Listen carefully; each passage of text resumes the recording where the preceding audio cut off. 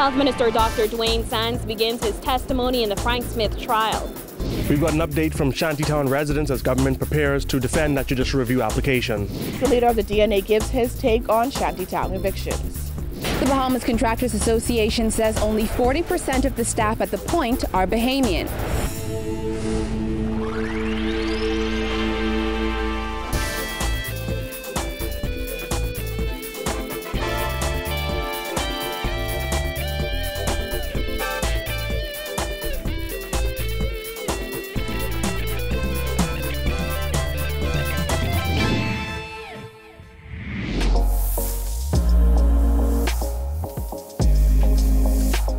Our News is brought to you by Alive. Welcome to Our News and thanks for joining us. I'm Kyle Joaquin. Health Minister Dr. Dwayne Sands began his testimony in the Frank Smith bribery and extortion trial this morning. But his time on the stand lasted only minutes after strong objections from the defense, who accused the prosecution of breaking the rules after new information about the tender's process was revealed. Jasmine Brown tells us more. What was expected to be bombshell testimony from Dr. Sands was just 15 minutes of testifying that was interrupted by lead defense attorney Katie Knight QC. Sands is the second high-ranking cabinet minister to testify in Smith's trial, which is playing out before Chief Magistrate Joyanne Ferguson Pratt. Prosecutors allege that Barbara Hanna, the owner of Magic Touch Cleaning Company, paid $60,000 in bribes to Smith when he was the chairman of the Public Hospitals Authority. Hanna has alleged that Smith demanded payments of $5,000 monthly from her for his assistance in getting the $500,000 annual contract. In prior proceedings, it was revealed that Sands approved the latest contract for $1.8 million for Magic Touch Cleaning Company without the board's consideration. While questioning Sands today, lead prosecutor Edward Jenkins asked the health minister about the procedures that govern the tender's process. Sands revealed on the stand that PHA policy states that the board cannot approve tenders for over $250,000 and that approvals for anything over that amount must be approved by the Minister of Health. Jenkins then asked Sands if the recommendations from the tenders committee always goes to the board. Sands said no and added that there were several instances in 2014 and 2015 where they may or may not have gone to the board. The defense objected to that, insisting it was new information which they claimed embarrassed the defense. Knight maintained it wasn't in Sands' original statement submitted by the prosecution. The Jamaican QC then insisted Sands give an additional written statement that he said should be submitted into evidence, as he told the court the defense is only embarrassed when the rules are broken. He added that if it had been done properly from the beginning, there would have been no embarrassment. The chief magistrate then asked if the prosecution could obtain an additional statement from Sands, and the matter continued that day. Jenkins responded by insisting their team would not be rushed, as they wanted to prevent any side wind from preventing further embarrassment to the defense. The proceedings were adjourned before midday. Now Sands is expected back on the stand tomorrow morning. Reporting from the Magistrates Court Complex on South Street, I'm Jasmine Brown. All right, thanks, Jasmine. Well, 3 American men were taken into police custody yesterday after they failed to declare a large sum of U.S. currency. The men, ages 37, 42, and 46, were arrested just after 4 p.m. yesterday after U.S. Border Patrol officers at Lynden Pendling International Airport found $51,000 in cash in the men's possession. Police were then called in and the men were taken into custody. They're expected to be charged in court tomorrow. Well, with government's plans to demolish 9 Shantytown communities in New Providence put on hold due to a court injunction, several Shantytown residents told Our News today finding housing hasn't been easy. Jared Hicks tells us more. I could be upfront like I told you before, brother.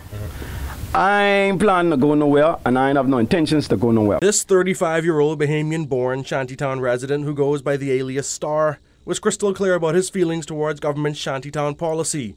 The defiant man, who asks that we not show his face on camera, insists that the land he has lived on all his life belongs to him and his family.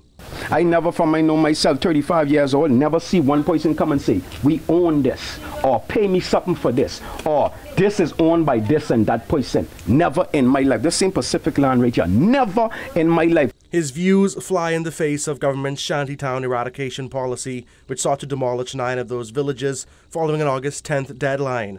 Those plans were put on hold after a group called Respect Our Homes Limited and 177 Shantytown residents filed for judicial review.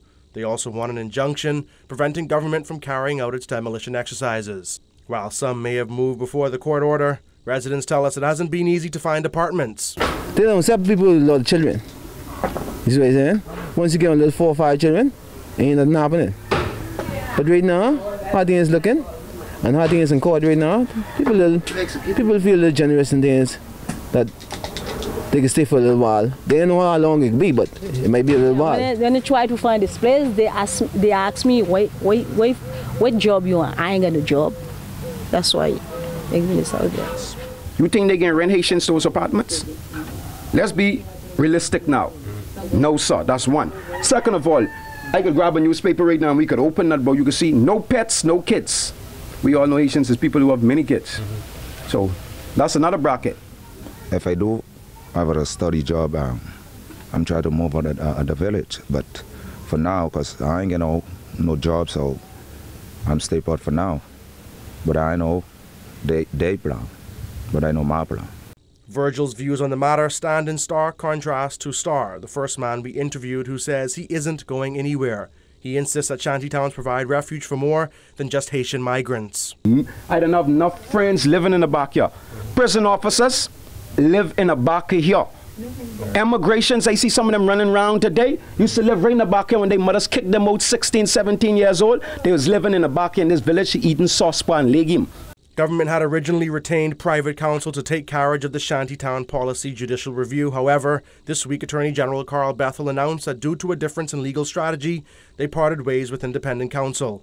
The matter will now be handled by the Attorney General's office. Attorneys for the 177 Shantytown residents, led by Fred Smith QC, also accused the government of violating the court injunction by continuing to post notices ordering structures to be removed on the homes of some residents. Attorney General Carl Bethel says those notices may have been inadvertently placed, but his office had no knowledge of it. Reporting for Our News, I'm Jared Higgs. Well, the Democratic National Alliance is now chiming in on government's move to rid the country of shantytowns. Giorgio Bain has that. Leader of the Democratic National Alliance, Chris Mortimer, says while the government has the right to carry out evictions in shantytowns, he's admonishing them to pay attention to the rule of law. On Tuesday, Chairman of the Shantytown Action Task Force, Dion Folks, admitted that the government has dissolved eviction efforts here in New Providence, but will continue on family islands in the upcoming weeks.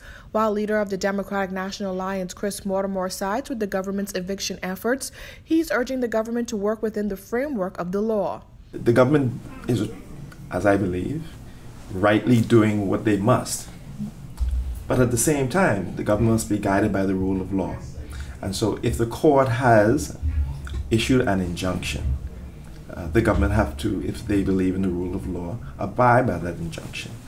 Now, if the injunction is only against those shantytowns in the Bahamas and does not specify shantytowns outside of New Providence, then the government, within their right, to address the issue that's happening in the family islands as well.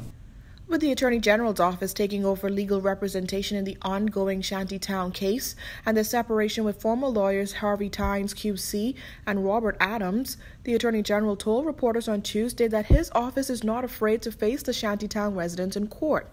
Mortimer says he doesn't fault the government for its choice to change lawyers, and he doesn't agree with the leader of the opposition, but in his opinion, the government is realizing that the case will not be as easy as officials thought. Sometimes you hire somebody, they have a view that you may not necessarily share, and so you change the lawyer, the person, in order to fulfill this, the desired effect that you want. So I don't buy or subscribe to the opposition's view that the Attorney General is in chaos.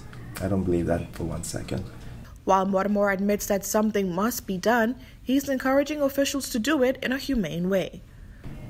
We cannot allow in our country unabated the growth of shanty towns for obvious reasons, and most of it is humanitarian.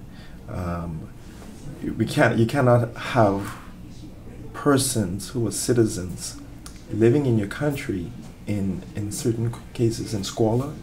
It can be a health risk for the community and the country. And so it's important that whatever is done in a humane way. Reporting for Our News, I'm Giorgio Bain. Doctors Hospital is in need of blood. The private medical facility is now appealing for members of the public to get involved and donate just 1 pint, as that 1 pint can save up to 3 lives. You know why? Because there are a lot of nerve endings at the tip of your finger.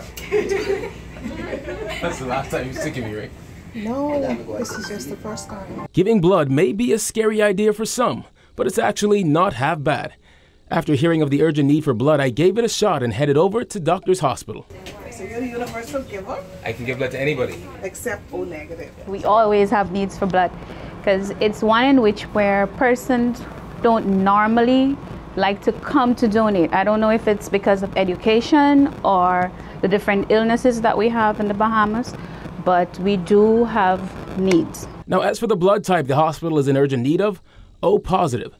So to give you an idea of how much blood hospitals run through, a patient undergoing a coronary bypass procedure usually uses between 1 and 6 units.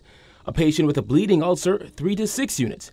A patient from a car crash sometimes uses up to 50 units of blood, and cancer patients up to 32 units per week. I donated 1. So what we'll do, we'll ask for donation from the patients where they should be recuperating, and we would expect that the community by large would come in and help with this process. It's not always like that, so we have to rely on the patients. Say, for instance, we don't get it from the patients, we have to send other wives to get blood, which is off island. After filling out a few forms, taking a few tests, I was ready to give blood. Relax the arm, even though you're keeping the fist, you can relax in the arm. All right, ready? Take a deep breath for me. Let it out. I can tell you when to push it. Really? Let's go. Take another one. 1, 2, 3. That's it? That's it. That's fast. She's good at this. Squeeze. That's it. Oh, we have. Don't Don't look down. Yeah. Don't look down? Oh, really? Oh. Okay, Joey, I just wanted to tell my IDs have to. You're going to be one of our regular donors. Every 8 weeks, we'll be expecting to see you. Every 8 weeks? Yes. I'm kind of busy, you know? No. Can't be busy to save 3 lives. This is very true. Okay. That meant a lot when you said that. Okay. You can save 3 lives, you never know. The hospital is welcoming regular donors who would give a pint every 8 weeks. You've got to be at least 18 years of age, weigh at least 110 pounds, and in good health. Still to come on Our News, several men charged with a nearly $500,000 drug bust. Stay tuned.